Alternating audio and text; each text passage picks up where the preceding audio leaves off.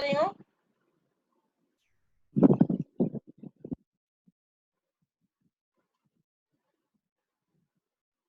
सभी ने ये डायग्राम बना लिया था, स्टेट डायग्राम। तुम्हें बनाना क्या है, इस डायग्राम से स्टेट टेबल ड्रॉ करनी है, मतलब उल्टा काम करना है हमें। करेंगे कैसे, हम सबसे पहले प्रेजेंट स्टेट लिखेंगे। प्रेजेंट स्टेट के बाद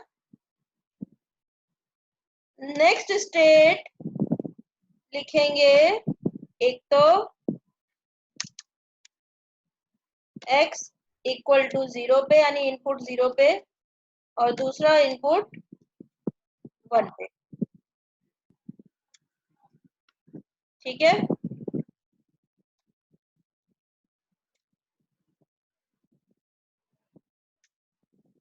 उसके बाद आउटपुट लिखेंगे बिल्कुल वैसे ही जैसे लिखा अभी।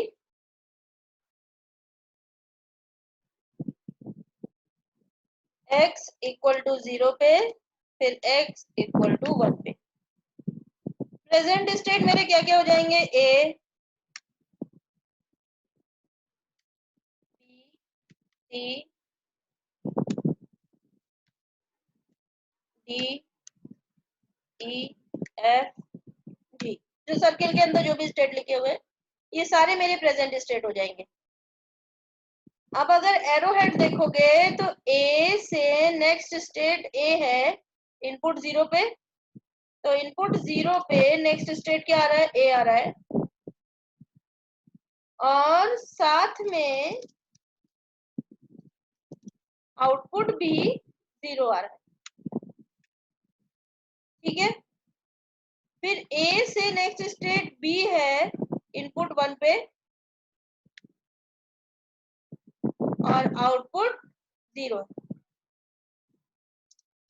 मैम ये पहला वाला कैसे बनाया, वो फिर से बताओ ना एक बार। हाँ बता रही हूँ।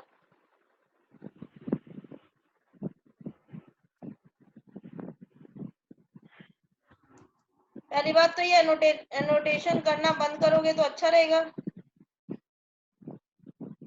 मत करो भाई यार। डिसेबल करना, जिससे मैं भूल जाती हूँ, तो तुम्हारा यही काम होता है, इस पर ड्राइंग ही बनाते रहो। हाँ, तो क्या बताया मैंने, प्रेजेंट स्टेट लिखोगे,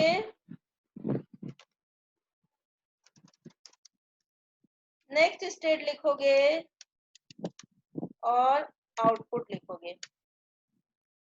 नेक्स्ट स्टेट इनपुट 0 पे लिखोगे, इनपुट 1 पे लिखोगे,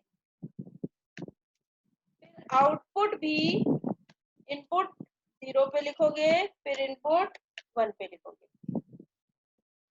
अब प्रेजेंट स्टेट सर्किल के अंदर की सारी वैल्यू लिख लो, A B C D E F, लिख लिया, एक और जी।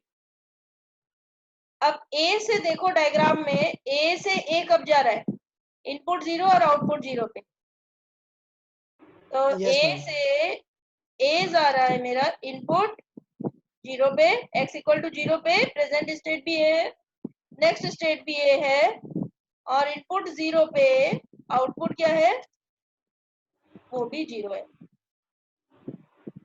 ठीक है, फिर A से B जा रहा है, इनपुट 1 पे, और आउटपुट क्या है उस पे, 1/0, आउटपुट क्या है, 0। एक बार ये लाइन देखो सभी, A से A जा रहा है, इनपुट 0 आउटपुट 0, तो A से A जा रहा है, इनपुट 0 पे आउटपुट 0 पे। A से B जा रहा है, इनपुट 1 आउटपुट 0, तो A से, यहाँ पे B, सॉरी, B जा रहा है, इनपुट 1 x इक्वल टू 1 पे, और आउटपुट 0, तो x इक्वल टू 1 पे आउटपुट क्या है, 0 है। क्या ये एक लाइन समझ में आई, एक लाइन समझ में आ गई, तो पूरा पूरा स्टेट टेबल लिखोगे। प्रेजेंट स्टेट का मतलब सर्किल के अंदर की सारी लीजिए लिख लो पहले कॉलम में, सारे स्टेट। हाँ मैम। फिर नेक्स्ट स्टेट इनपुट 0 इनपुट 1 पे और सिमिलरली आउटपुट इनपुट 0 और इनपुट 1 पे। तो अगली रो बताओ क्या लिखूं? Ma'am next state arrow head बता रहा है ना। हाँ एरो हेड नेक्स्ट स्टेट। अब बी से x इक्वल टू 0 0 पे क्या हो रहा है चेक करो। b से c जा रहा है इनपुट 0 पे और b से d जा रहा है इनपुट 1 पे। ठीक है, आउटपुट दोनों ही केस में क्या है 0 है। तो b से c जा रहा है, अब मैं ड्राइंग हटा दे रही हूँ तो बना सकते हो सभी। b से c जा रहा है इनपुट 0 पे और b से d जा रहा है इनपुट 1 पे। दोनों ही केस में आउटपुट क्या है 0। लिख लिया अगला रो टेबल में, b से c और b से d इनपुट 0 और 1 पे और दोनों ही केस में आउटपुट 0। क्लियर है सभी को? अगला स्टेट में आ जाओ। c से a जा रहा है इनपुट 0 पे, c से d जा रहा है इनपुट 1 पे और दोनों ही केस में आउटपुट क्या है 0 है। c से a और c से d 0 और 1 पे जा रहा है और दोनों ही केस में आउटपुट 0 है। तो अगला रो क्या आ गया तुम्हारा? c से a जा रहा है इनपुट 0 पे, c से d जा रहा है इनपुट 1 पे और दोनों ही केस में आउटपुट क्या है 0। बिल्कुल इसी स्टेप में एक टेबल में पूरे सारे लाइन बताऊंगी, फिर तुम आगे खुद बनाओगे। c के बाद अगला स्टेट आ गया d। d से चेक करो, अब बोलो तुम बताओ इनपुट 0 पे क्या जा रहा है? मैम हाँ इसमें इनपुट क्या नेक्स्ट स्टेट है क्या? जो टेबल में नेक्स्ट स्टेट बना हुआ है वही इनपुट है क्या? इनपुट का कॉलम है, इनपुट ऊपर लिखा हुआ है, ये देखो मैम नीचे जो टेबल है उसमें देखिए एक बार, टेबल में ही बता रही हूँ। ये टेबल में नेक्स्ट स्टेट जो लिखा है वो एक्स इनपुट ये है है, क्या? इनपुट 0 पे नेक्स्ट स्टेट क्या होगी और इनपुट 1 पे नेक्स्ट स्टेट क्या होगी। तो टेबल में प्रेजेंट स्टेट, नेक्स्ट स्टेट और आउटपुट लिखा है, ठीक है। इनपुट 0 पे क्या होगा और इनपुट 1 पे क्या होगा, सिमिलरली आउटपुट इनपुट 0 पे क्या होगा और इनपुट 1 पे क्या होगा। ठीक है, मैम नेक्स्ट ठीक स्टेट है को मैम। इनपुट की तरह माना है क्या? एक्स हमारा इनपुट है, एक्स तो ये मैम दिख रहा यहाँ पे है। तो टेबल में आप इनपुट बता रहे हो, यहाँ पे नेक्स्ट स्टेट दिया हुआ है। अरे सुनो तो भाई, इनपुट की वैल्यू दो ही है, 0 या 1। तो प्रेजेंट स्टेट मेरी ए है, इनपुट 0 पे नेक्स्ट स्टेट क्या आएगी वो लिखोगे, इनपुट नहीं लिखोगे। इनपुट 0 पे नेक्स्ट स्टेट क्या आएगी वो लिखोगे और इनपुट 1 पे नेक्स्ट स्टेट क्या आएगी वो लिखोगे। इनपुट नहीं लिखोगे यहाँ पे। इनपुट 0 पे नेक्स्ट स्टेट क्या आएगी और इनपुट 1 पे नेक्स्ट स्टेट क्या आएगी। 1 पे तो डी आएगी। इनपुट 0 पे आउटपुट क्या आएगा और इनपुट 1 पे आउटपुट क्या आएगा। ये जो मेरी डिजाइनिंग है, मैं बता रही हूँ कि हम कौन सी वाला डिजाइन फॉलो कर रहे हैं। ऊपर आती हूँ मैं। समझ आ गया। ये वाला टेबल बनवाया था जो तुम लोगों ने उस समय नहीं यूज किया था। प्रेजेंट स्टेट, नेक्स्ट स्टेट और आउटपुट। स्टेट टेबल प्रेजेंट करने के मैंने बताया था दो तरीके हैं। पहला तो क्या, हमने प्रेजेंट स्टेट और इनपुट सारा ले लिया था और उसके सारे कॉम्बिनेशन में नेक्स्ट स्टेट और आउटपुट, ये तुम लोगों को कन्वीनियंट लगता है, ठीक है। ये तरीका है present state next state represent करने का। लेकिन जब मुझे रिडक्शन करना होता है तब हमें वही वाला तरीका यूज करना होता है। तो दूसरा तरीका जो मैंने बताया था, क्या बताया था कि प्रेजेंट स्टेट से नेक्स्ट स्टेट इनपुट 0 पे क्या होगा, नेक्स्ट स्टेट की वैल्यू, इनपुट 1 पे क्या होगी नेक्स्ट स्टेट की वैल्यू। सिमिलरली आउटपुट इनपुट 0 पे क्या होगा और इनपुट 1 पे क्या होगा। तो ये वाला फॉर्मेट यूज कर रहे हैं हम स्टेट टेबल का। जब भी हमें रिडक्शन करना है तो ये वाला फॉर्मेट यूज करना होता है। इतना क्लियर हुआ? तो हम अपने उसी क्वेश्चन में आते हैं। हम यहाँ पे इनपुट नहीं लिख रहे टेबल में, इनपुट इक्वल टू 0 पे नेक्स्ट स्टेट की वैल्यू क्या आएगी वो लिखा है, और इनपुट इक्वल टू 1 पे नेक्स्ट स्टेट की वैल्यू क्या आएगी। इतना क्लियर? तो अब अगर रो वाइज देखोगे, जो तुम्हारा डायग्राम दिया हुआ है, ई से इनपुट 0 पे क्या मिलेगा, डी से इनपुट 0 पे ई आएगा और इनपुट 1 पे एफ आएगा। डी से ई जाने के लिए इनपुट मेरा 0, आउटपुट भी 0, और डी से एफ जाने के लिए इनपुट भी 1 और आउटपुट भी 1। तो लिख लिया इसी को।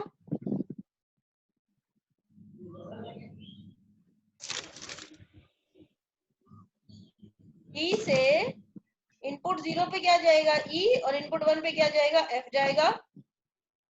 ई जाते समय आउटपुट की वैल्यू 0 होगी और एफ के लिए आउटपुट की वैल्यू 1 होगी। ठीक है, क्लियर हुआ क्या लिखा है? Yes ma'am. अगला हमारा ई से बढ़ते हैं आगे। ई से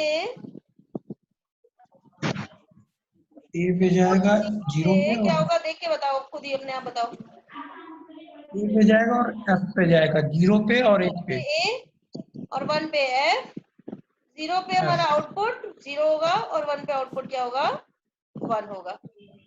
तो टेबल में आगे देखो यही लिखा हुआ है, ई से इनपुट 0 पे ए, 1 पे एफ, 0 पे 0 आउटपुट और 1 पे 1 आउटपुट। क्लियर? अगला देख के बताओ, एफ से क्या जाएगा,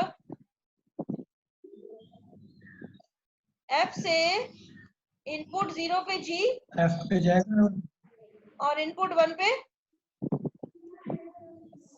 वापस एफ, एफ पे ही आ जाएगा मैम। एफ पे आ जाएगा। जी के लिए आउटपुट 0 और एफ के लिए आउटपुट 1।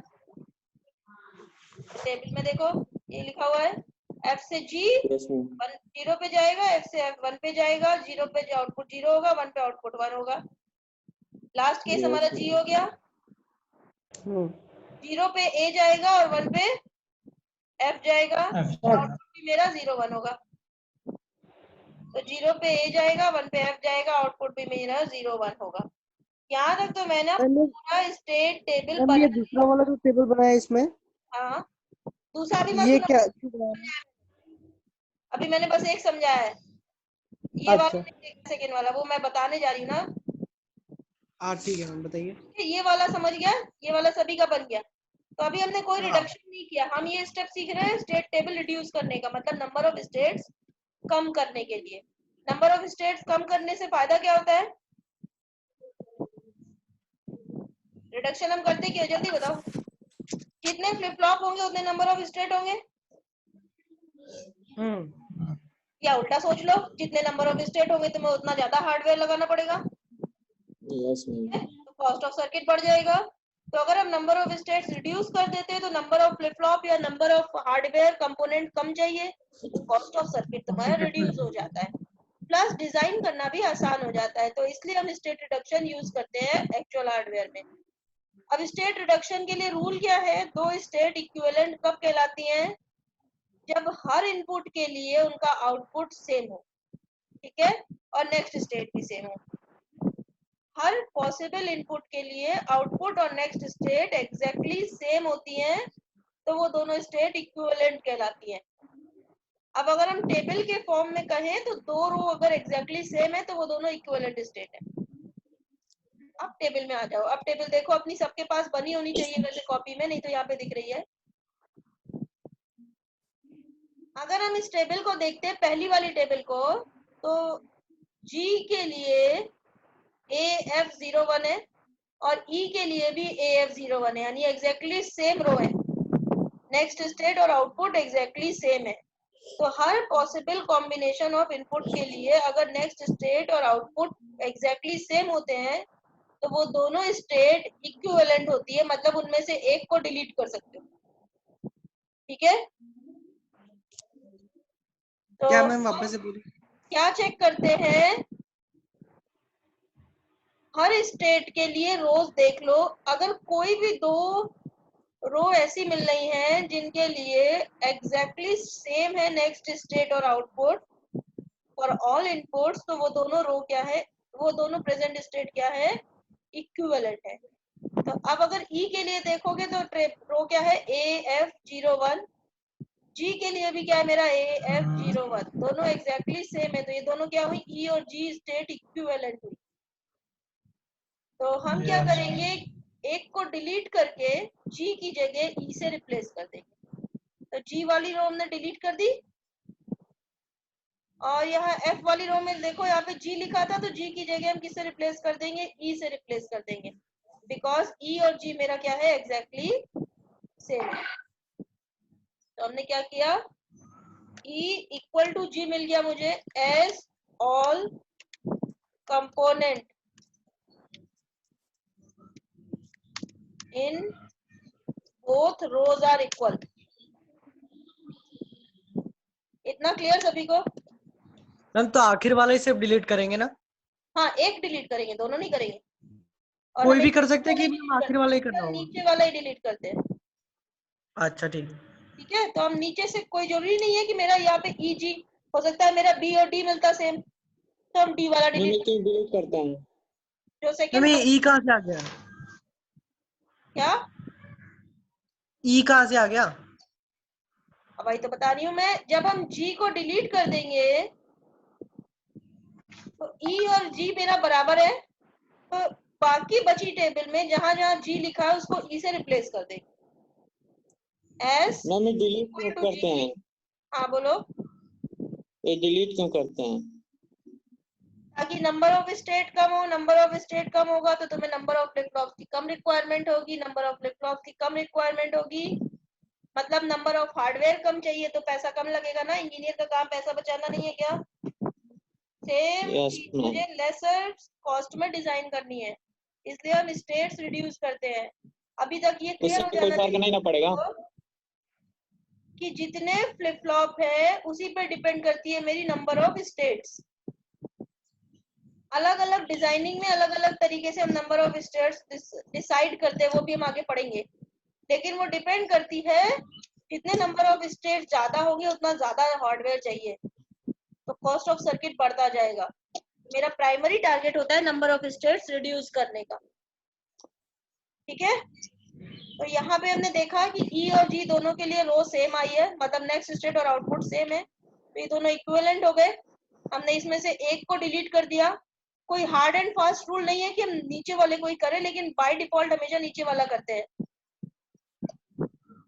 जो हमारा इन दोनों में से लोअर साइड में उसको डिलीट कर दिया, और बाकी जितनी बची रो है उसमें E equal to G substitute कर दिया, तो जी तो अब है ही नहीं, तो जहां जहां जी एग्जिस्ट करता था उसकी जगह हमने किससे रिप्लेस कर दिया, ई से। तो अब चेक करो बाकी टेबल में एक ही जगह मेरा जी एग्जिस्ट करता था, जो बची हुई टेबल है उसमें एफ वाली रो में यहाँ पे जी था, इसको हमने रिप्लेस किससे कर दिया, ई से।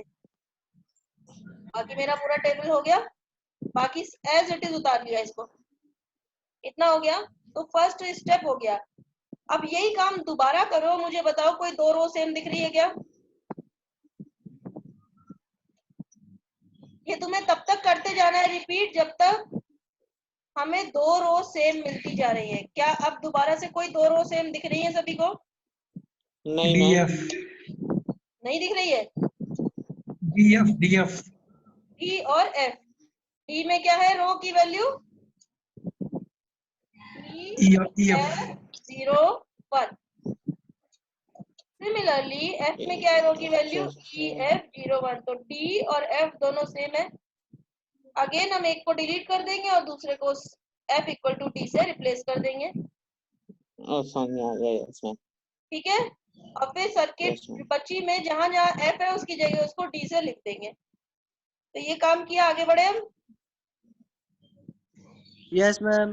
तो हमने क्या किया, अब हमारा सेकेंड स्टेप जो हुआ, डी और एफ हमारा सेम था, तो हमने एफ की वैल्यू को डिलीट कर दिया, और एफ की वैल्यू को डिलीट करने के बाद टेबल में जहां जहां एफ था उसकी जगह एफ इक्वल टू डी से रिप्लेस कर दिया। तो ये लास्ट वाली रो तो मेरी हट गई। और यहाँ पे 2 F दिख रहे हैं मुझे, ये वाला और ये वाला, इन दोनों को हमने किससे रिप्लेस कर दिया, D से। लिख लिया। अब फिर चेक करो क्या कोई 2 रो कॉमन मिल रही है अभी भी।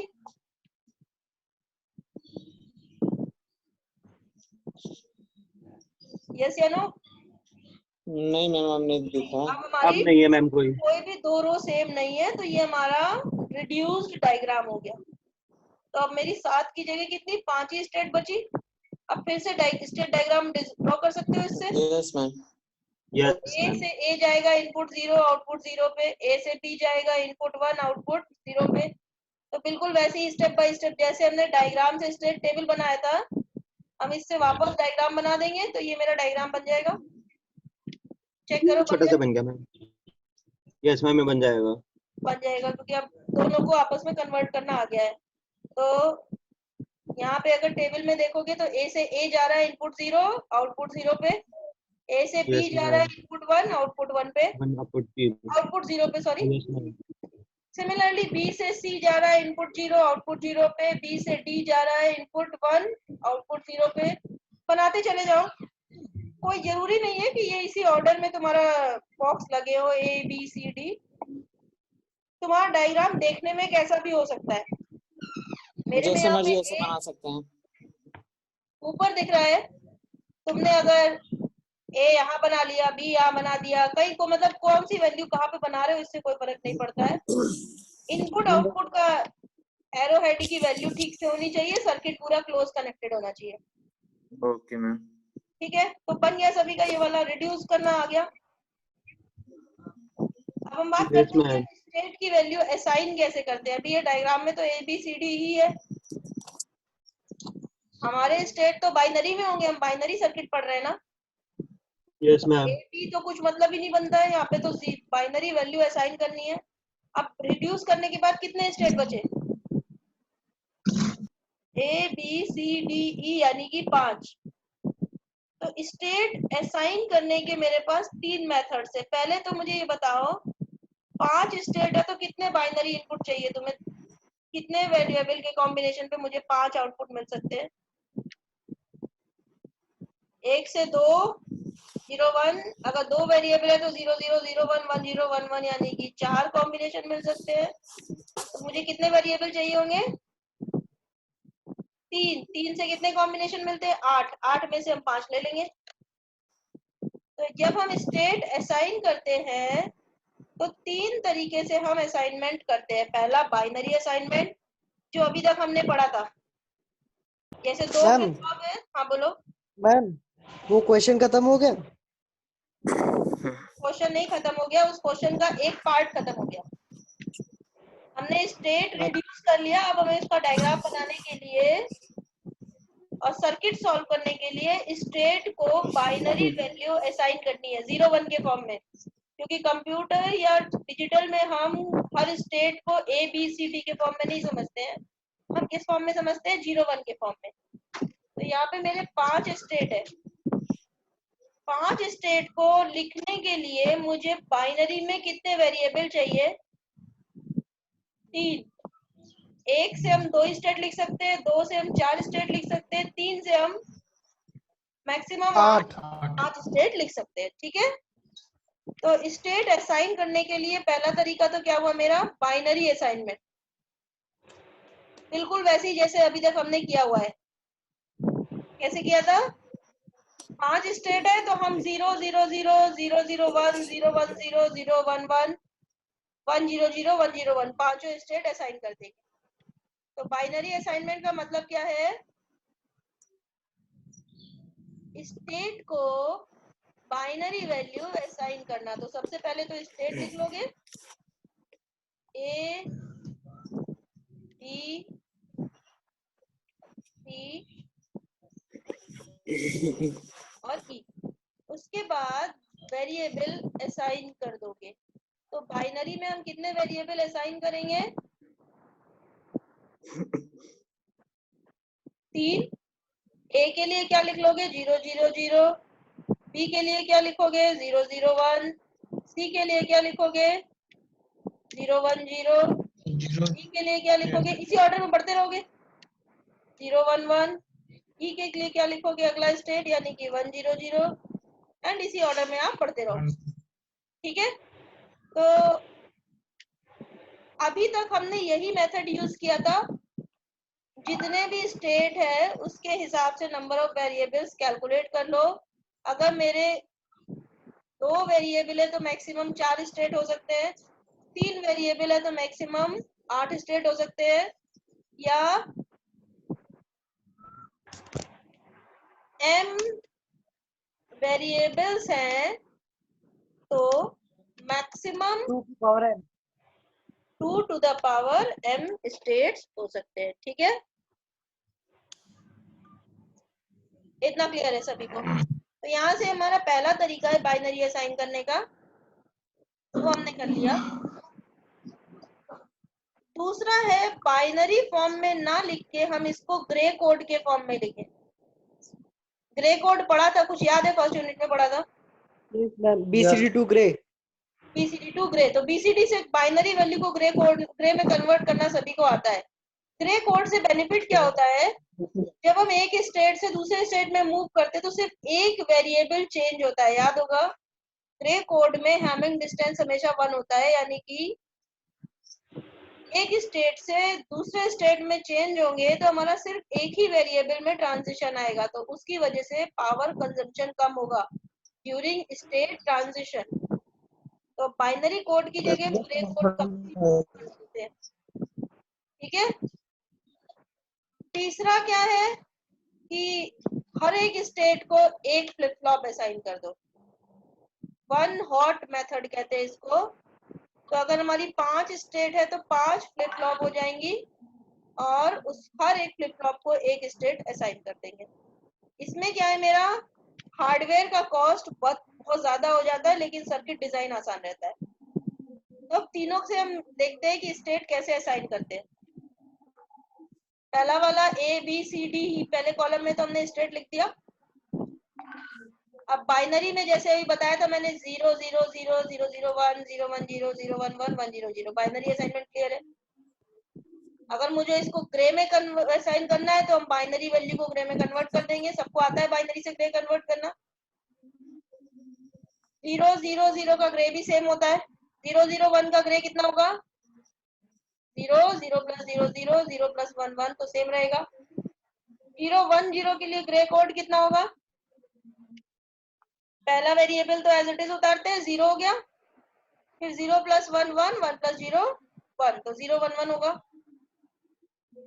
सिमिलरली 0 1 1 के लिए ग्रे निकाल लिया, 1 0 0 का ग्रे निकाल लिया। ग्रे कोड आता है सभी को निकालना या भूल गए? यस या नो, कुछ तो बताओ। मैम आता है। आता है, तो यह वाला सेकंड वाला आता है मैम। ग्रे कोड कैसे असाइन किया? हर बाइनरी वैल्यू का ग्रे निकाल लिया और ग्रे वैल्यू असाइन कर दी। इससे फायदा क्या होगा? स्टेट ट्रांजिशन में अगर चेक करोगे तो सिर्फ एक एक बिट का चेंज आ रहा है। 0 से 1 आए 1 बिट का चेंज, 1 से 2 आए 1 बिट का चेंज, फिर नेक्स्ट बिट में 1 बिट का चेंज। तो स्टेट ट्रांजिशन के लिए बिट्स का चेंज सिर्फ एक होगा, जिसकी वजह से पावर कंजप्शन कम होगी। लास्ट तीसरा तरीका क्या है? One hot assignment. इसमें हम क्या करते हैं, जितनी स्टेट है सबको एक एक फ्लिप फ्लॉप असाइन कर देते हैं। तो यहाँ पे 5 स्टेट हो गई तो 5 वेरिएबल लिख लिए। पहली स्टेट के लिए पहला सबसे लोअर बिट यानी कि LSB को 1 कर दिया, देन सेकेंड के लिए सेकेंड 1 हो गया, थर्ड 1 हो गया, फोर्थ 1 हो गया, फिफ्थ 1 हो गया। तो यहाँ पे क्या हमें नंबर ऑफ वेरिएबल ज्यादा चाहिए। 5 स्टेट है तो 5 फ्लिप फ्लॉप यानी कि 5 नंबर ऑफ वेरिएबल्स ले लिए। डिजाइन करना Yes, तो ma'am. आसान हो जाएगा, लेकिन कॉस्ट ऑफ हार्डवेयर मेरा बढ़ जाएगा। अगर हम 1 या 2 में देखें तो मुझे 3 फ्लिप फ्लॉप से काम हो जा रहा है, लेकिन हमारा तीसरे असाइनमेंट में 5 फ्लिप फ्लॉप की रिक्वायरमेंट हो रही है। तो स्टेट असाइन करना क्लियर है सभी को? तो अब हम अगर पूरा स्टेप देखेंगे, अभी तक हमने पार्ट्स में पढ़ा था पूरा सिंक्रोनस मैम एक बार बनॉट बता दीजिए मैम। इसमें से मैम कोई एक ही यूज करेंगे कि सारे यूज करने होंगे? कोई एक यूज करेंगे। या तो दिया होगा या तो तुम अपने आप से कोई एक चूज कर सकते हो, नहीं दिया होता तो ज्यादातर सब बाइनरी यूज करते हैं। हाँ, वन हॉट का क्या मतलब है कि जितने फ्लिप फ्लॉप है उतने नंबर ऑफ स्टेट्स दोगे, हर स्टेट को एक फ्लिप फ्लॉप। तो मेरा ए के लिए एक फ्लिप फ्लॉप हो गया, मैंने 5 स्टेट है तो 5 फ्लिप फ्लॉप ले लिए। पहला वाला फ्लिप फ्लॉप ए को असाइन कर दिया, दूसरा फ्लिप फ्लॉप बी को असाइन कर दिया, फिर तीसरा मतलब ये वाला ये सी को असाइन कर दिया, चौथा फ्लिप फ्लॉप डी को असाइन कर दिया, और पांचवा फ्लिप फ्लॉप यानी एमएसबी जो है वो ई को असाइन कर दिया। तो ये डायगनली बन जा रहा है ना, ये मेरा फ्लिप फ्लॉप है।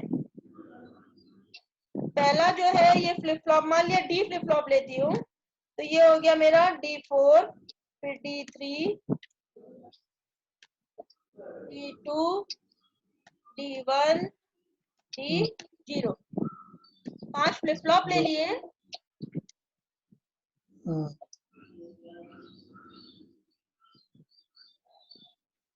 सबसे पहले वाले स्टेट ए के लिए हमने D0 फ्लिप फ्लॉप ले लिया, उसको ए असाइन कर दिया। ये मेरा कौन सा स्टेट हो गया? ए वाला। फिर दूसरे को हमने सेकेंड फ्लिप फ्लॉप असाइन कर दिया, तो D1 मेरा क्या हो गया? बी हो गया।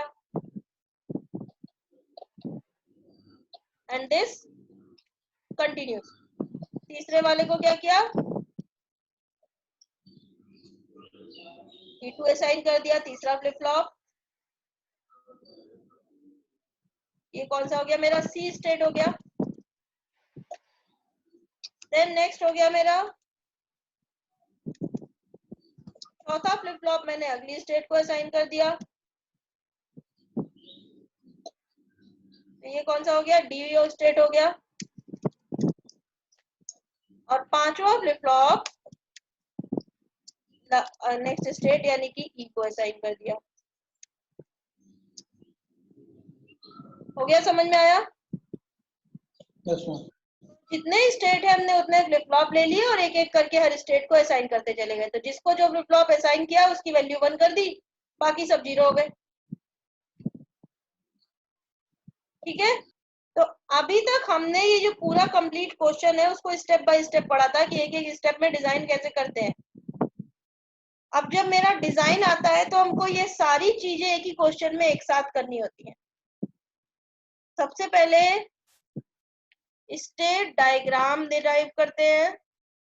सर्किट दिया होगा या उसकी स्पेसिफिकेशन दी होगी तो तुम स्टेट टेबल, कैरेक्टरिस्टिक इक्वेशन, उन सबको यूज करके स्टेट डायग्राम बना लोगे, जो हमने पहला स्टेप काम किया था सबसे स्टार्टिंग में। उसके बाद जो हमारा स्टेट डायग्राम बन जाएगा यानी नंबर ऑफ स्टेट्स हम निकाल लेंगे, देन हम रिड्यूस करेंगे नंबर ऑफ स्टेट्स को।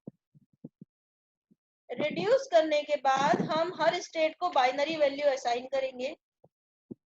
अब बाइनरी वैल्यू असाइन करने के लिए मेरे पास 3 मेथड है, बाइनरी कोड, ग्रे कोड या वन हॉट। उसमें से या तो क्वेश्चन में दिया होगा या तुम अपने हिसाब से यूज कर सकते हो।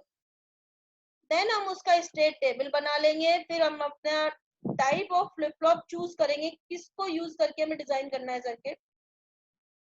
उसकी इनपुट और आउटपुट इक्वेशन निकाल लेंगे और उसके बाद लॉजिक डायग्राम ड्रॉ करेंगे।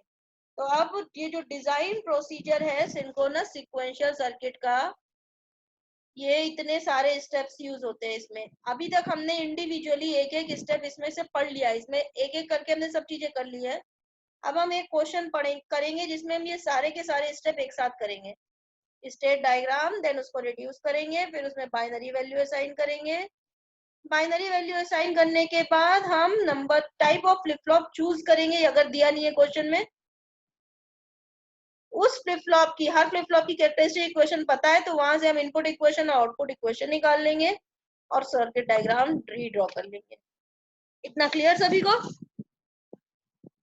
तो ये जो कंप्लीट डिजाइनिंग है हम नेक्स्ट क्लास में करते हैं इसको, सिंक्रोनस सीक्वेंशियल सर्किट के लिए। Yes ma'am, thank you ma'am. Yes ma'am. चलो मैं इसको स्टॉप शेयर कर रही हूँ।